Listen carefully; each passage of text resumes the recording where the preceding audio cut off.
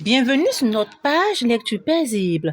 Abonnez-vous massivement à notre page afin que nous puissions avoir un grand nombre d'abonnés et que cela nous donne plus de force afin de continuer ce que nous savons si bien faire, la lecture. Chapitre 7, une perte douloureuse. Awassa était loin d'imaginer que cela lui arriverait. Les cours avaient repris depuis quelques jours. Une fille venait de l'aborder pour lui demander d'être son voisin de classe. Il n'avait jamais pensé que celle-ci lui ferait un jour une telle demande. Elle se prénommait Jacqueline. Jacqueline n'était pas une reine de beauté a priori. N'empêche qu'elle avait un charme assez particulier qui faisait se retourner plus d'un homme qui croisait son chemin. Elle avait une taille de guêpe, une allure gracieuse et élégante. Cette forme filiforme avait des yeux marrons au regard intelligent. Elle avait un teint légèrement clair, bien entendu, bien entretenu. Ses lèvres un peu charnues semblaient être dessinées au pinceau. Ses dents avaient une blancheur d'amande du coco frais. Ses longs et épais cheveux étaient encore plus beaux quand elle décidait de les peigner et les laisser au vent. Mais ce qui forçait l'admiration chez la jeune personne d'à peine 16 ans, c'était sa force morale. Elle était assurément très sage. J'ai eu le temps de t'observer depuis la 6e, commença-t-elle. Tu es un garçon poli, ordonné et studieux.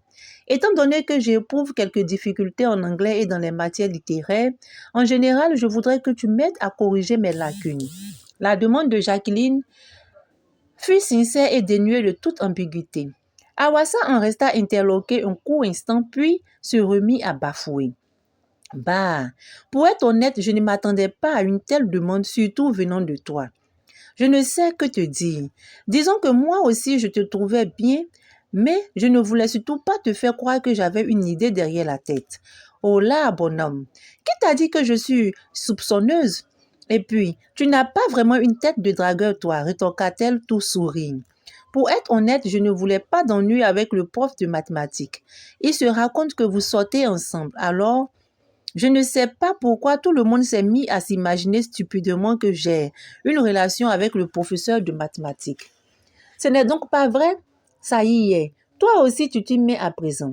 Je croyais que tu étais différent et que tu me ferais confiance. Tu me vois comme une de ces filles aux mœurs légères, prête à se jeter dans les bras du premier venu. Hein? C'est ça? Awassa ne sut que répondre à la jeune fille. Il en fut d'autant plus troublé qu'elle le considérait déjà comme un ami digne de confiance. Comment rattraper une telle bourde? Aussitôt, une question lancinante lui tarauda l'esprit. Qu'est-ce qui pouvait bien justifier la contrariété de la jeune personne? À vrai dire, le professeur de mathématiques n'avait pas été gâté par la nature. Si on ajoutait à cela ses goûts vestimentaires excentriques, c'était le comble. Personne ne comprenait ses choix. Pendant les cours, il déambulait entre les rangées. Il allait et venait et marquait un bref arrêt, toujours au même endroit, près de la table de Jackie. Cette attitude n'arrangeait guère les affaires de l'adolescente. Les rumeurs sur les supposées relations avec le prof bruissaient dans tout le collège. Il fallait bien admettre que celui-ci y contribuait beaucoup. Il ne manquait jamais aucune occasion de l'envoyer au tableau et de la couvrir d'éloges chaque fois qu'elle réussissait quelque chose. Tu penses que je suis en colère parce que je n'aime pas particulièrement le professeur de mathématiques? Peut-être te dis-tu que j'aurais eu une attitude différente si c'était agi d'un professeur plus charmant? Eh bien, détrompe-toi, mon cher ami. Moi, j'ai pris un engagement. Pas de sexe avant le mariage. Et puis, remarque, ce monsieur et tous les autres enseignants ont déjà réussi leur vie. Tout ce qu'ils veulent, c'est de s'offrir quelques instants de plaisir avec une collégienne en passant. Je ne trouve pas cela responsable de leur part. Donc, tu es en train de me dire que le prof t'a effectivement fait des avances? Oui, bien sûr. Il me harcèle même. Mais, à s'y méprendre, il pourrait avoir l'âge de ton père, celui-là, non? Il m'a rétorqué que l'amour n'a pas d'âge. Mais, je ne t'ai pas tout dit. L'homme me propose beaucoup d'argent. Il voudrait assurer tous mes frais de scolarité, satisfaire tous mes besoins et même mes petites envies. Mon cœur est partagé. Voici ce que je voudrais faire. Accepter ses avances et les avantages qui vont avec, mais lui proposer l'abstinence jusqu'à mes 18 ans au moins. Dis-moi que tu es en train de plaisanter, n'est-ce pas, Jackie? S'arlama Awassa. En fait, je veux profiter de son argent et trouver une ruse pour le repousser en douceur jusqu'à l'année prochaine. Et après le BEPC, je m'échappe. Non, pas ça. C'est trop risqué. Si tu acceptes ses avances et les avantages qui vont avec, il trouvera 1000 manières pour t'attirer dans son lit. Un vieux loup comme il en a l'air. Non, tu ne pourras pas profiter de son argent impunément. Impossible. Et quand il aura eu ce qu'il recherche, tu ne peux plus rien parier.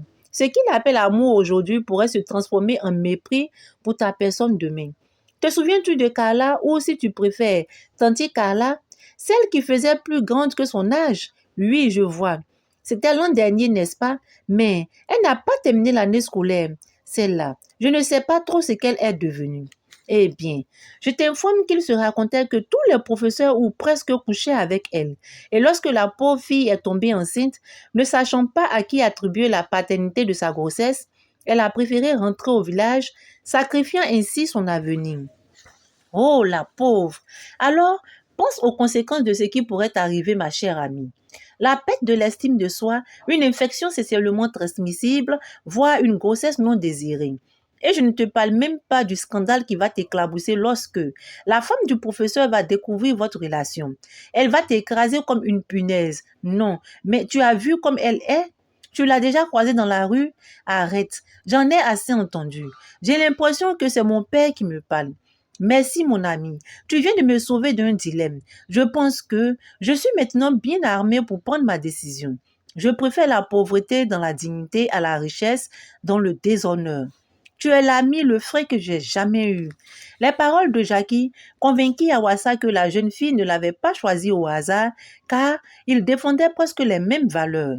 Ce que l'adolescente recherchait en Awassa, c'était une relation purement platonique, c'est-à-dire une relation plate et chaste où la sensualité n'intervient pas.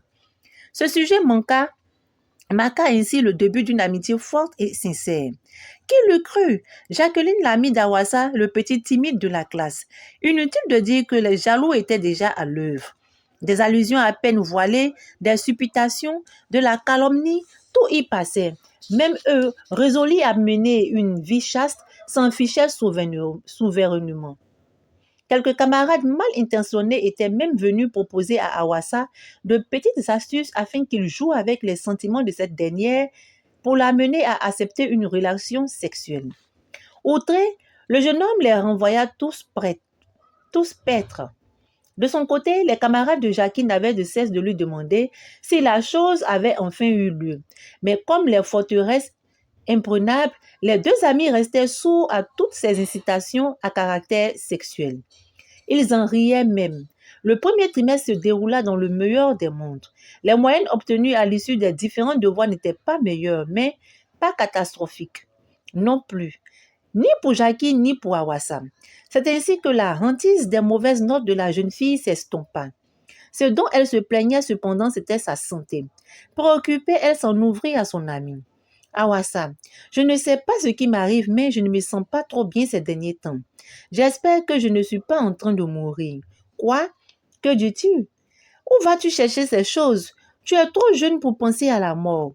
Oh, tu sais, il nous arrive à tous d'être visités par la maladie de temps à autre, mais on finit par s'en sortir. Tu auras donc le temps de te faire soigner pendant les congés de Noël qui s'annoncent. Je t'assure que tu reviendras ici toute pimpante qu'avant. Jackie sourit, un sourire quelconque simulé. Awassa tenta désespérément de rassurer son amie. Peine perdue. Elle écrasa une grosse lame qu'elle ne réussit pas à ravaler. Tu as raison, j'ai hâte de rentrer au village.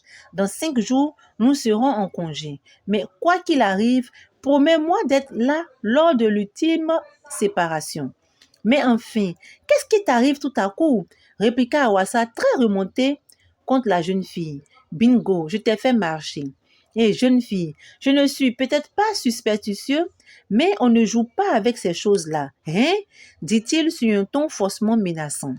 Awassa faillit la serrer dans ses bras pour la réconforter de son inquiétude si manifeste. Elle tapota affectueusement son épaule gauche pour le rassurer. Trahie par l'émotion, elle explosa en se prenant le visage entre les deux mains.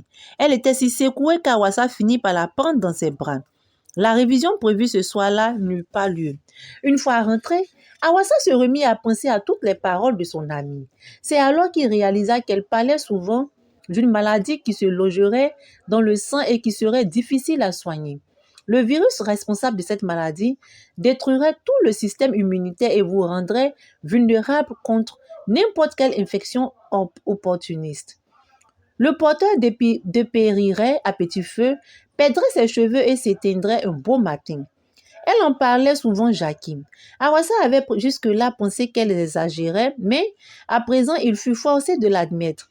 L'adolescente ne plaisantait pas du tout. Elle était en train de développer une peur morbide de cette maladie encore inconnue.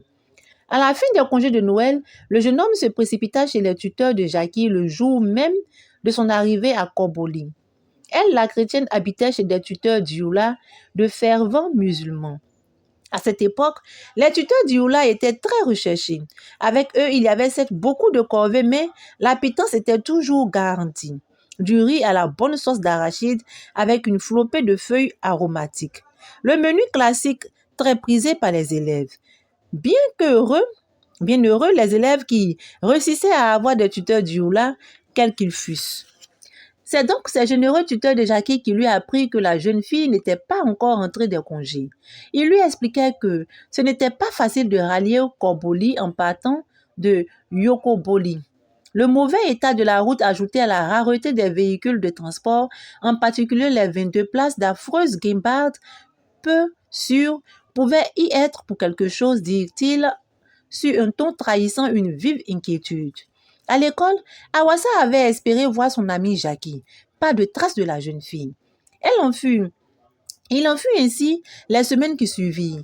L'affaire devenait sérieuse et pour ne rien arranger, les nouvelles les plus contradictoires couraient, bruissaient partout en ville. Les unes se voulant rassurantes annonçaient son retour, les autres moins bonnes soutenaient que son état n'inspirait guère espoir. Les jours passèrent et toujours pas de nouvelles rassurantes en provenance de Yokoboli, sa terre natale.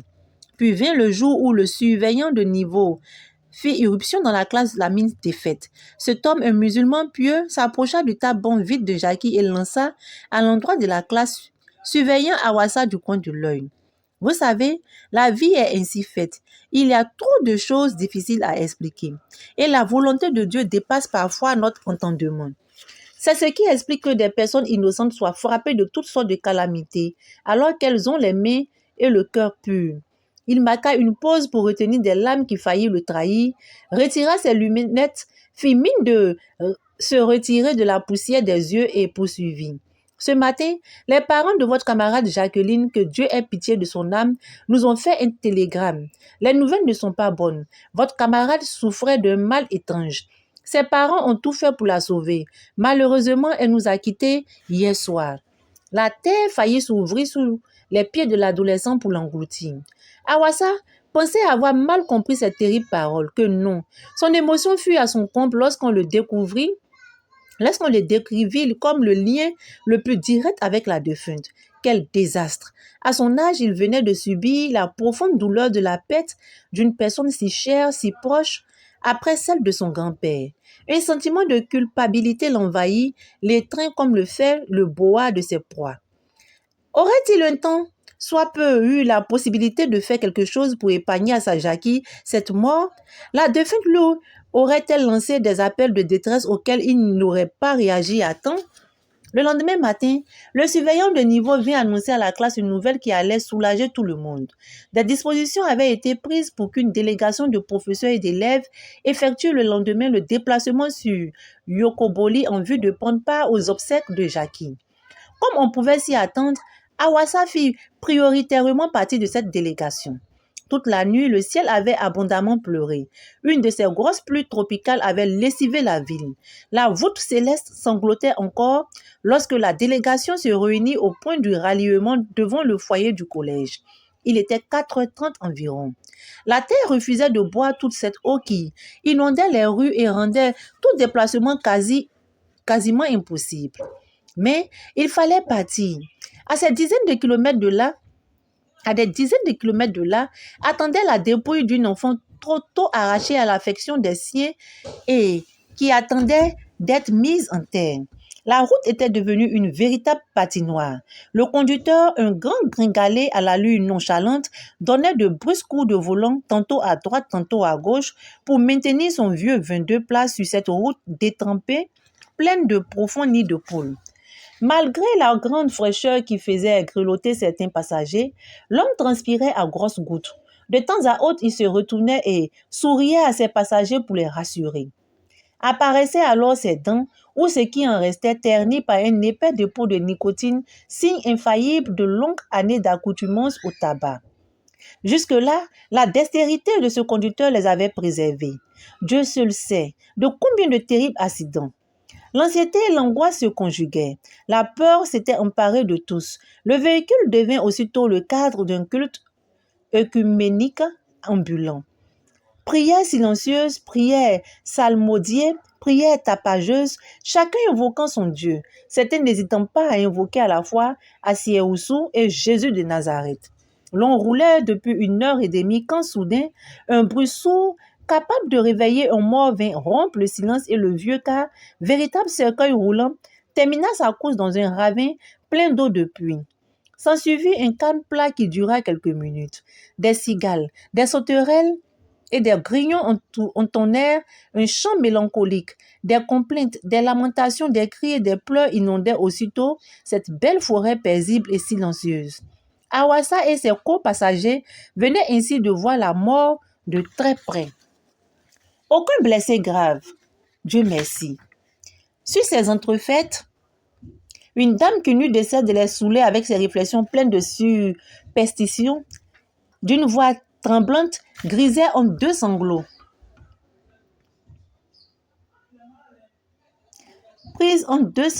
D'une voix tremblante prise en deux sanglots, éleva la voix et annonça magistral. La mort n'a pas voulu de nous. L'aube commençait à poindre entre les feuillages des géants de la forêt.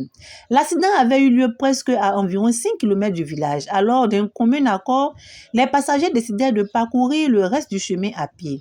C'est ainsi que les infortunés voyageurs se tapaient toute cette distance. Le soleil s'était déjà levé quand ils entraient dans le village de Jacqueline. La belle Yokoboli était encore enveloppée dans la brise de la mer. Elle avait fière allure. Ses rues bien entretenues laissaient apparaître le sable blanc et fin qui indiquait à tout visiteur la proximité de la mer. Un coquet village dont les habitants sortaient d'un sommeil bercés par le lointain chant des vagues de l'océan Atlantique. Les tisserands, dans leurs plus beaux atouts jaunes et noirs, s'envolaient de cocotier en cocotier bruyamment. Les chants des coqs résonnaient avec autorité. Des garnements, nus comme des vers, couraient dans toutes les directions. Ils se livraient au jeu de cache-cache. Ils ne semblaient rien comprendre à la vie ou plutôt aux histoires de mort.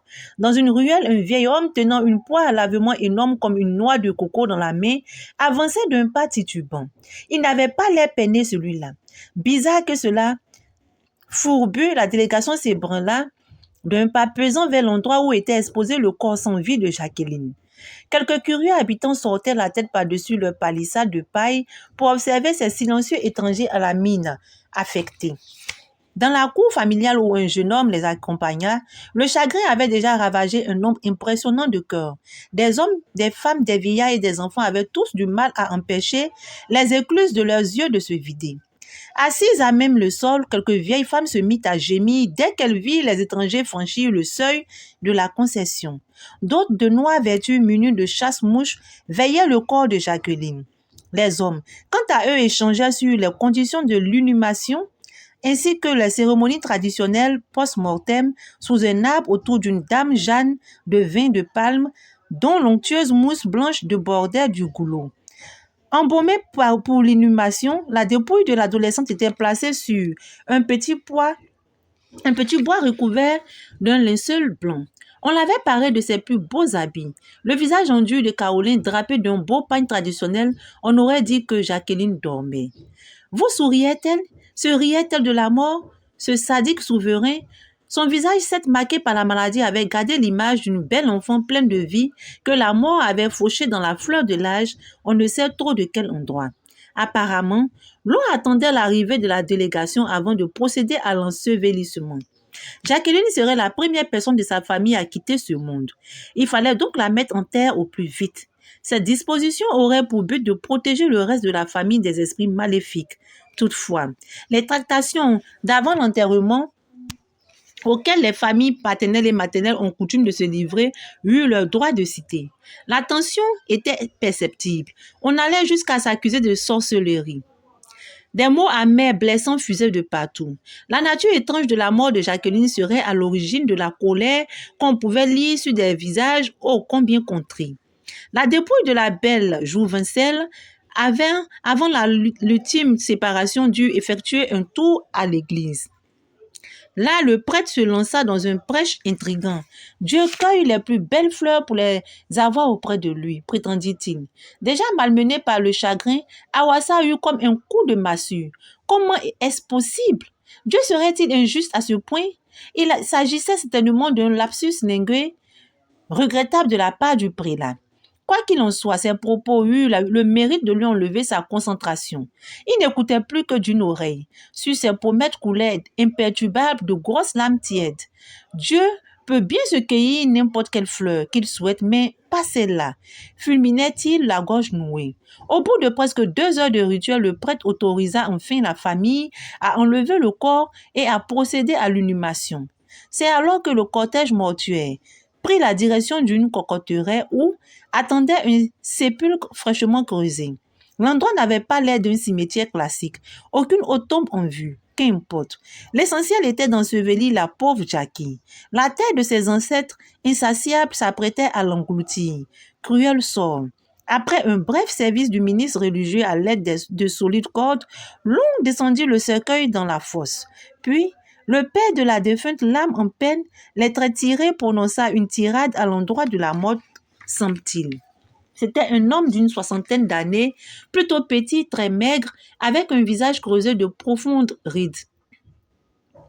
De grosses moustaches broussailleuses occupaient toute la lèvre supérieure de sa bouche, d'où apparaissaient de temps à autre 2 incisives de rongeurs ternies par la poudre de tabac, à base de potasse et d'huile rouge de palme.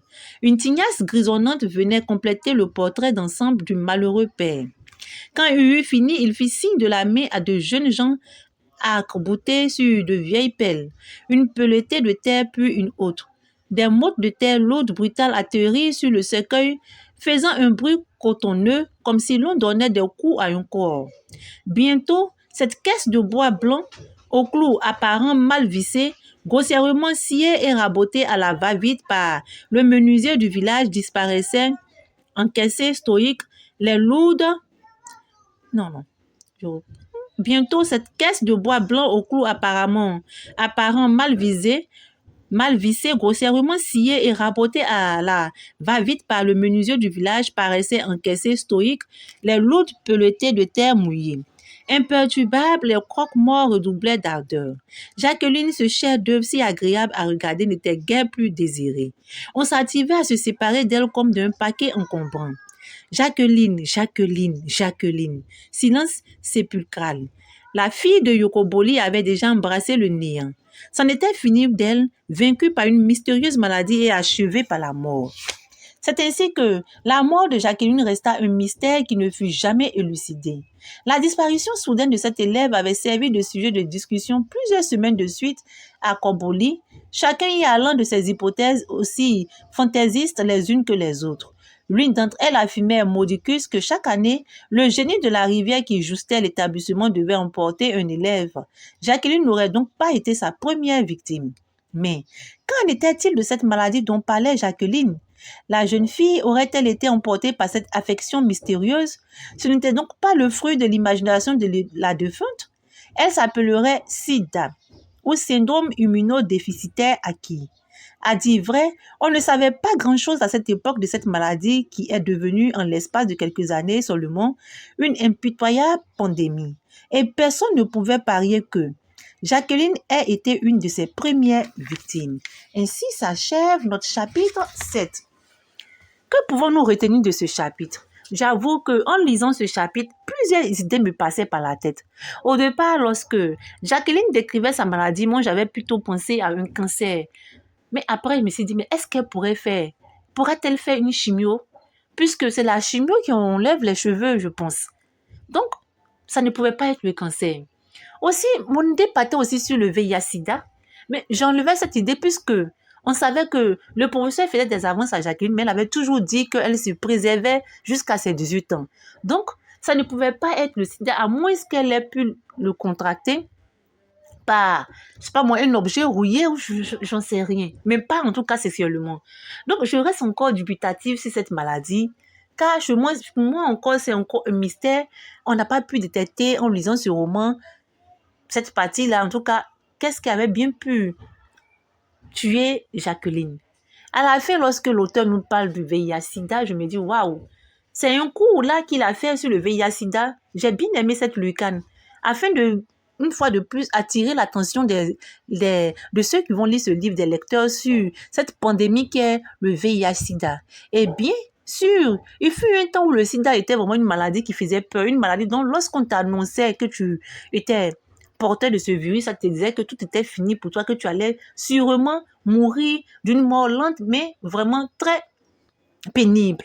Mais de nos jours, Dieu merci, avec les antirétroviraux, avec les médicaments, avec oui, le développement de la médecine, on a compris aujourd'hui que être porteur du VIH-Sida n'est vraiment pas une fatalité, car on peut vivre avec le VIH-Sida, même avoir des enfants et durer longtemps, en tout cas avant de mourir.